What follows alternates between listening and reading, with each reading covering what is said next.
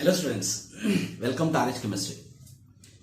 So ಇವತ್ತಿನ ವಿಡಿಯೋದಲ್ಲಿ ನಾನು ಕೆಲವೊಂದಷ್ಟು ಸಜೆಷನ್ಗಳನ್ನು ಈಗ ಪ್ರೆಸೆಂಟ್ ಸೆಕೆಂಡ್ ಪಿ ಯು ಸಿಯಲ್ಲಿ ಇದ್ದವರಿಗೆ, ಅಂದರೆ ಈಗ ಫಸ್ಟ್ ಪಿ ಯು ಸಿ ಮುಗಿಸಿ ಸೆಕೆಂಡ್ ಪಿ ಯು ಸಿ ಇದ್ದವರಿಗೆ ಒಂದಷ್ಟು ಪಾಯಿಂಟ್ಸನ್ನು ಕ್ಲಿಯರ್ ಮಾಡೋಣ ಅಂತೇಳಿ ಸೊ ಈ ವಿಡಿಯೋನ ಮಾಡ್ತಾ ಇದ್ದೀನಿ.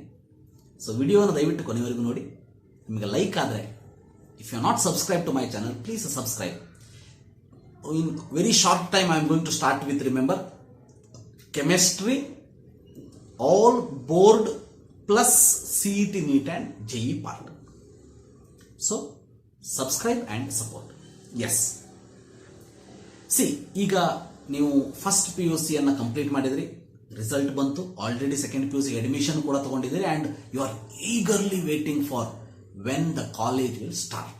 ಫೈನ್, ಕಾಲೇಜ್ ನಿಮಗೆ ಅಕ್ಟೋಬರ್ 1st ಇಂದ ಸ್ಟಾರ್ಟ್ ಆಗ್ಬೋದು, ಅಥವಾ ಸ್ವಲ್ಪ ಮುಂದೆ ಹೋಗ್ಬೋದು, ಅಥವಾ ಹಿಂದಾಗ್ಬೋದು, 21 ಇಂದ ಸ್ಟಾರ್ಟ್ ಆಗ್ಬೋದು. That is depending on government decision. ಅದ್ರ ಬಗ್ಗೆ ನಾವು ಮಾತಾಡೋದು ಬೇಡ ಈಗ. ಹಾಗಾದ್ರೆ what should be your mind set in second P U C? Yes, ಇಲ್ಲಿ ಎರಡು ಇರ್ತದೆ. ಒಂದು, ಬೋರ್ಡ್ ಎಕ್ಸಾಮಿಗೆ ಪ್ರಿಪೇರ್ ಆಗಬೇಕು. ಎರಡನೇದು ಬಹಳ ಇಂಪಾರ್ಟೆಂಟ್ ಅಂದ್ರೆ ನಿಮ್ಮ ಲೈಫ್ ಅನ್ನ ಡಿಸೈಡ್ ಮಾಡುವಂತ ಕಾಂಪಿಟೇಟಿವ್ ಎಕ್ಸಾಮ್ಸ್ಗೆ ಪ್ರಿಪೇರ್ ಆಗಬೇಕು. Let me clear first point here. ನೀವೇನಾದ್ರೂ ಬೋರ್ಡ್ ಎಕ್ಸಾಮಿಗೆ ಥರೋವಾಗಿ ಪ್ರಿಪೇರ್ ಆದ್ರೆ ನಿಮ್ಮ 70% competitive exam part is over. Believe me, this I am telling with my experience.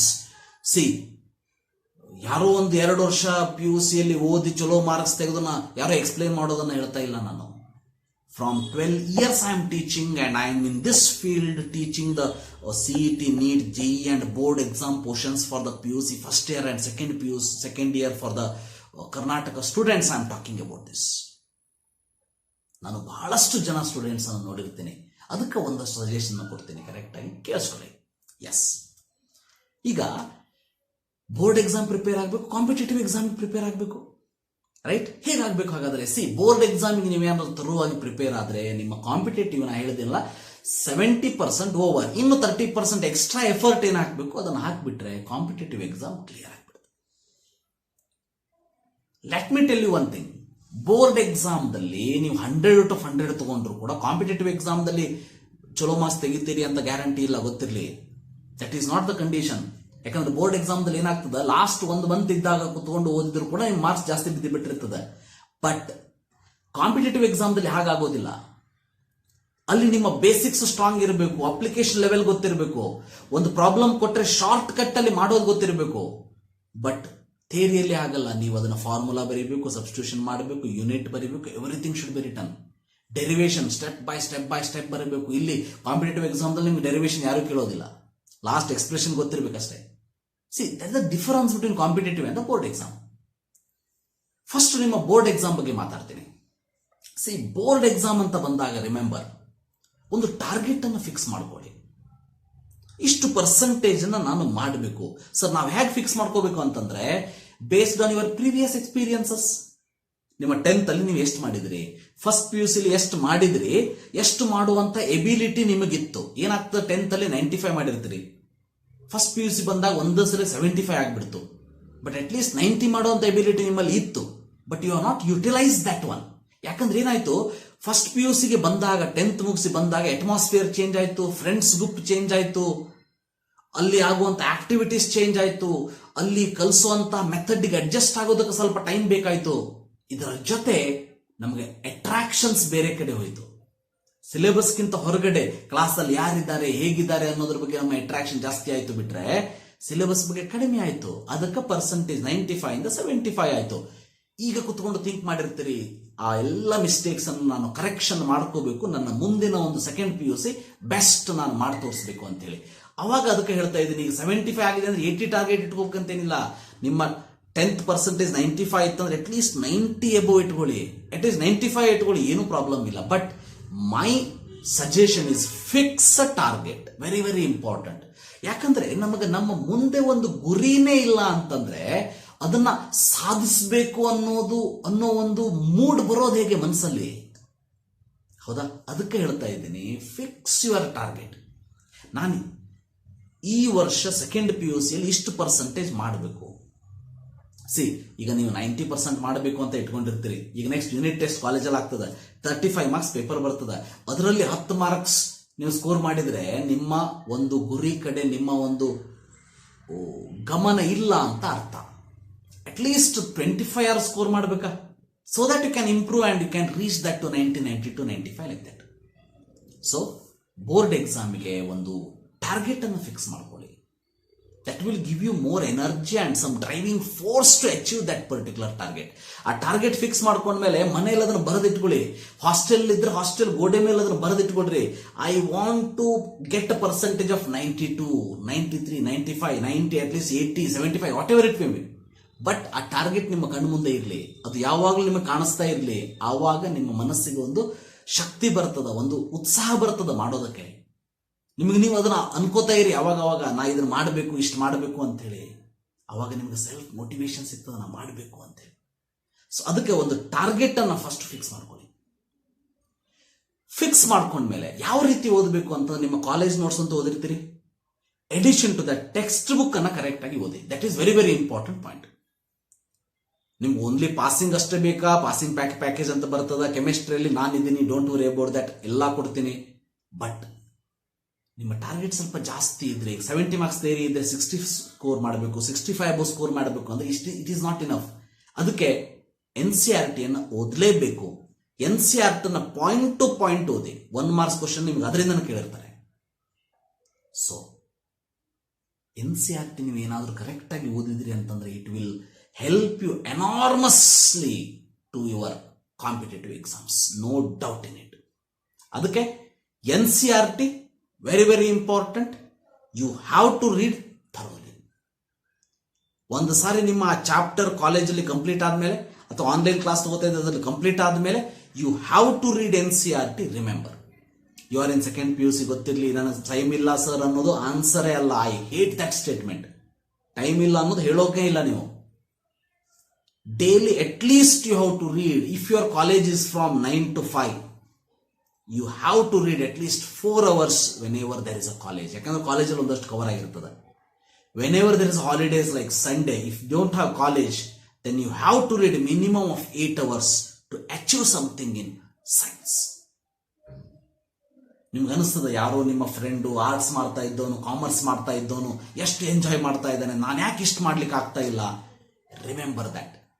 Whatever hard work you will put today, it will definitely give you a good fruit, best fruit in your future. See, ನಾಳೆ ನಿಮ್ಮ ಜೀವನ ಸುಖವಾಗಿ ಖುಷಿಯಿಂದ ಇರಬೇಕು ಅಂದ್ರೆ ಇವತ್ತು ಒಂದಷ್ಟು sacrifice ಮಾಡಬೇಕು. ಒಂದಷ್ಟು ಥಿಂಗ್ಸ್ ಅನ್ನ ನೀವು ಏನೂ ಬಿಡೋದಕ್ಕೆ ರೆಡಿ ಇಲ್ಲ ಅಂತಂದ್ರೆ ಹೇಗೆ ಪಡ್ಕೋತೀರಿ?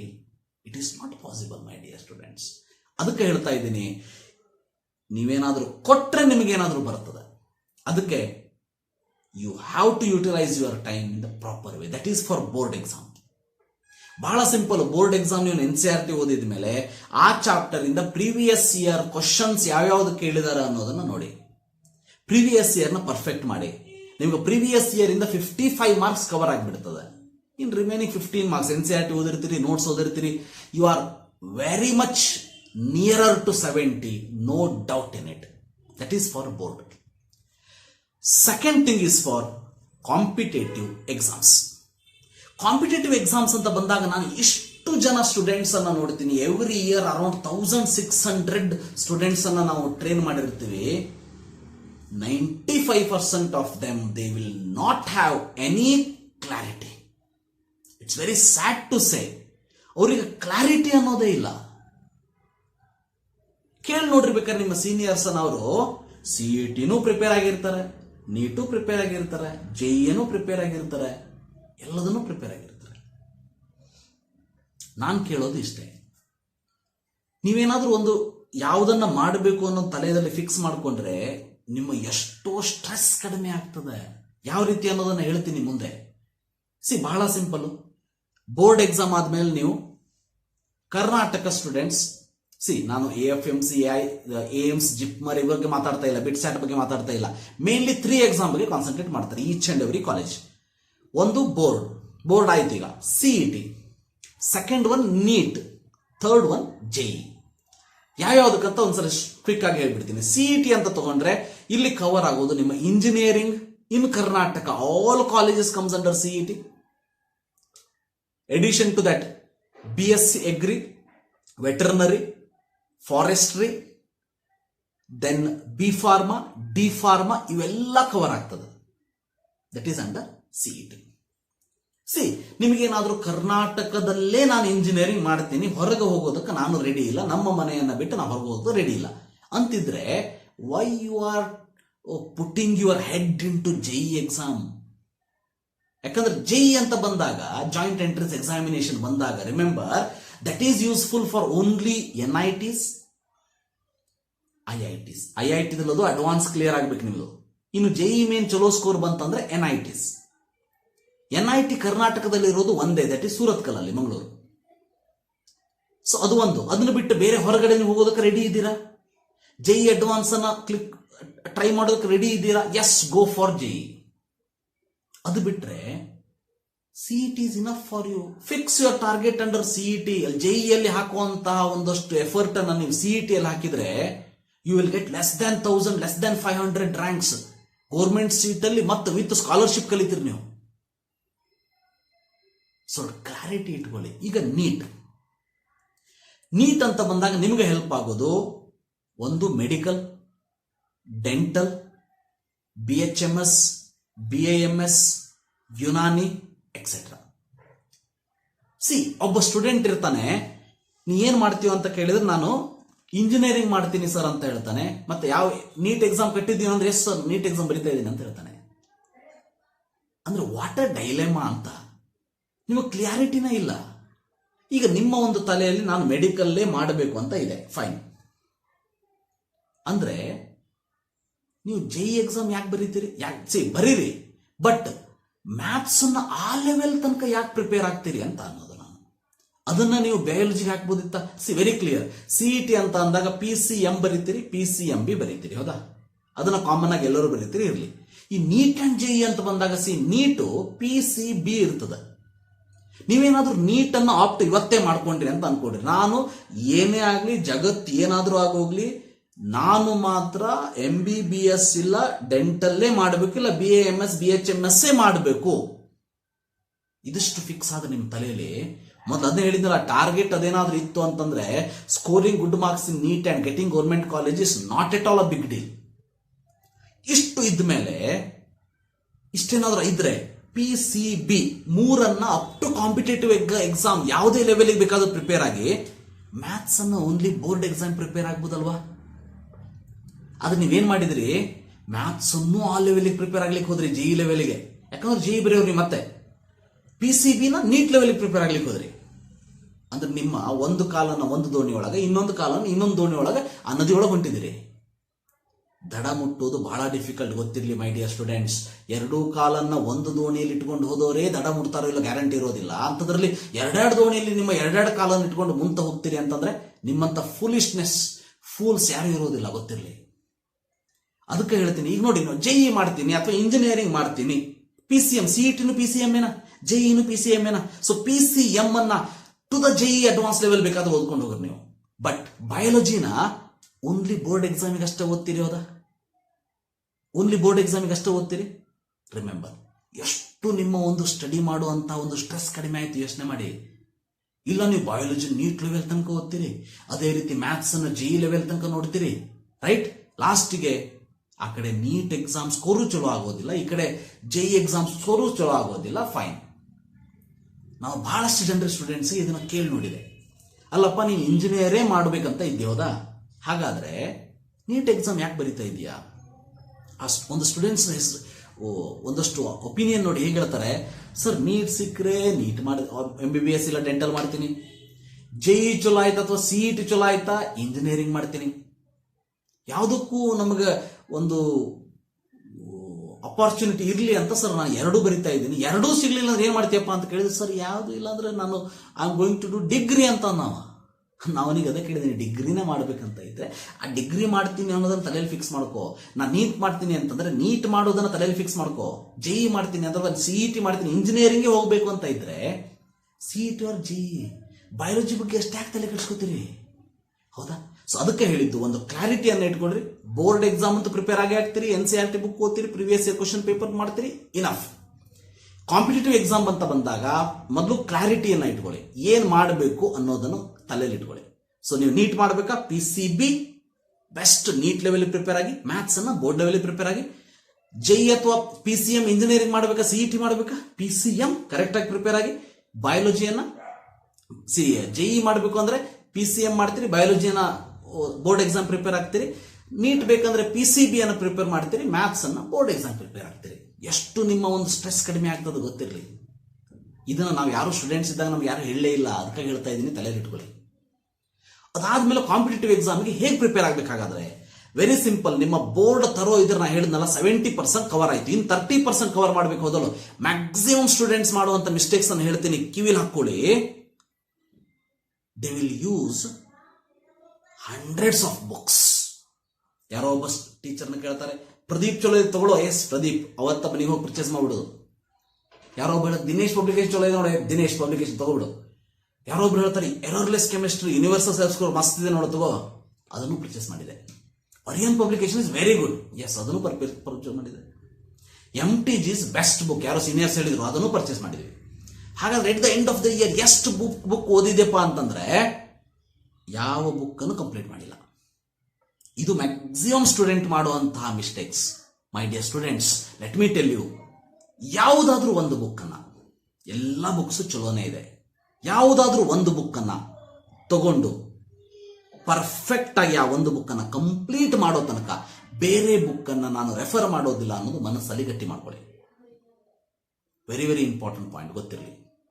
ಸೊ ಯಾವ್ದಾದ್ರು ಫಿಸಿಕ್ಸ್ಗೆ ಒಂದು ಬುಕ್, ಕೆಮಿಸ್ಟ್ರಿಗೆ ಒಂದು ಬುಕ್, ಬಯಾಲಜಿ ನೀಟ್ ಇದ್ರೆ, mathematics if you are JEE or PCM CET, ಇದನ್ನ ಫಿಕ್ಸ್ ಮಾಡ್ಕೊಳ್ಳಿ, ಅದನ್ನ ಓದಿ. ಸೊ ಪರ್ಫೆಕ್ಟ್ ಆಗಿ ಆ ಒಂದು ಬುಕ್ ಅನ್ನ ಕಂಪ್ಲೀಟ್ ಮಾಡಿ.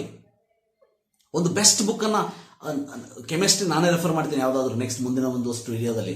ಬಟ್ ಯಾವ್ದಾದ್ರು ಒಂದು ಬುಕ್ ಅನ್ನ, ಅದರಲ್ಲಿ ನಿಮಗೆ ಪ್ರೀವಿಯಸ್ ಇಯರ್ ಸಿಗ್ತದೆ, ಎಲ್ಲದೂ ಸಿಗ್ತದೆ.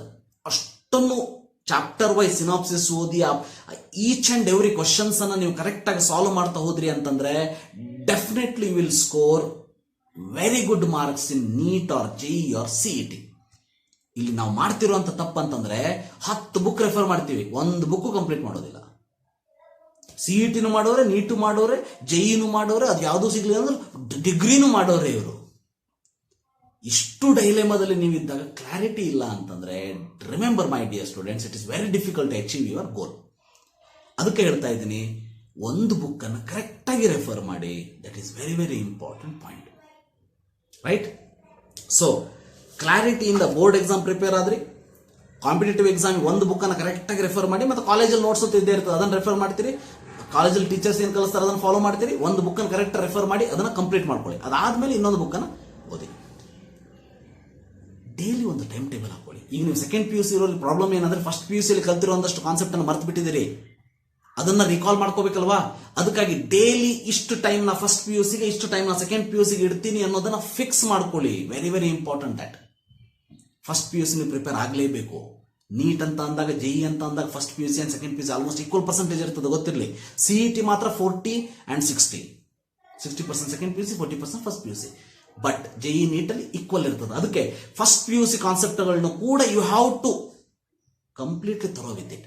ನನ್ನ ಕೆಮಿಸ್ಟ್ರಿಯಲ್ಲಿ ಡೋಂಟ್ ವರಿ, ನನ್ನ ಚಾನಲ್ ಅಲ್ಲಿ ಹಿಂದೆ ಲಾಸ್ಟ್ ಇಯರ್ ಅಂದ್ರೆ 2020 CET ಅವರಿಗೆ ಫೈನಲ್ ಪಂಚ್ ಸೀರೀಸ್ ಅಂತ ಮಾಡಿದ್ದೀನಿ. ಅದನ್ನು go through that very easily. You will get that synopsis in the half an hour time or 45 minutes time. Then you solve many questions on that.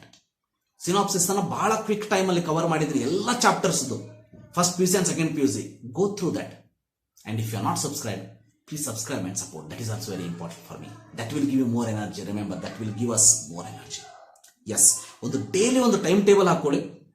ಆ time table ಅನ್ನ ಜಗತ್ತು ಇವತ್ತು ಸೂರ್ಯ ಹುಟ್ಟಲಿಲ್ಲ ಅಂದ್ರೆ ನೀವು ಅದನ್ನು ಫಾಲೋ ಮಾಡಬೇಕು, ಗೊತ್ತಿರಲಿ. ಆ ಡೆಡಿಕೇಶನ್ ಏನಾದರೂ ನಿಮ್ಮ ಹತ್ರ ಇದ್ರೆ, ಆ ಒಂದು ಇಂಟ್ರೆಸ್ಟ್ ಏನಾದರೂ ಇದ್ರೆ, you will achieve anything in your life, believe me. So ಇಷ್ಟು ಪಾಯಿಂಟ್ಸ್ ಅನ್ನು ಹೇಳಬೇಕಿತ್ತು. Very difficult to cope up with the syllabus. At the end if you don't follow this, ನೀವೇನಾದರೂ ಅವತ್ತಿಂದ ಅವತ್ತು ಸ್ಟಡಿ ಮಾಡಲಿಲ್ಲ, ಇದೇನು ಮಾಡಲಿಲ್ಲ ಅಂದ್ರೆ ಲಾಸ್ಟ್ ಒಂದು ತಿಂಗಳು ಕುತ್ಕೊಂಡು ಕಾಂಪಿಟೇಟಿವ್ ಎಕ್ಸಾಮ್ ಪ್ರಿಪೇರ್ ಆಗ್ತೀನಿ ಅಂತಂದ್ರೆ it is very difficult my dear students. Remember, finally choice is yours. ನಿಮಗೆ ನೀವು ತ್ರಾಸ್ ತಗೋತಿರೋ, ಖುಷಿಯಿಂದ ಮಾಡ್ತಿರೋ, ಅದು ನಿಮಗೆ ಬಿಟ್ಟಿದ್ದು. ನನ್ನ ಒಂದು ಸಜೆಷನ್ಸ್ ನಾನು ಹೇಳಿದೆ.